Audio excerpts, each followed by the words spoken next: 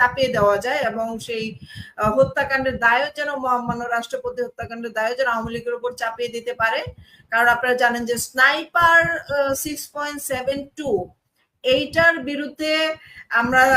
দেশবাসী যেভাবে সরব হয়েছি দেশ বিদেশ থেকে, তারপরে আমরা একটা কিন্তু নাটক দেখতে পেরেছি যে একটা লাশ উত্তোলন করা হলো, সেখানে স্নাইপার বুলেটের প্রমাণ পাওয়া গেল এবং সেইটার জন্য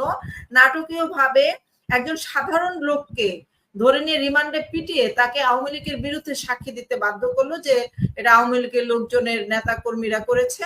এই নাটকটা আবার সাজানোর একটা পরিকল্পনা করেছে, যেটার একদম ফর্ম সহ মানে তাদের সাইনিং ফাইল সহ আমাদের কাছে আছে, যেটা প্রমাণ সহ আছে, আমরা কমেন্টের মধ্যে সেটা দিয়ে দিব। তো সেই প্রমাণ পাওয়ার পরে আজকে কিন্তু তারা স্থবির হয়ে গেছে, কিন্তু এই স্থবির হওয়াটা আসলে কতদিন থাকবে, এটা তো অন্যভাবেও আবার আমাদের সামনে আসতে পারে, মানে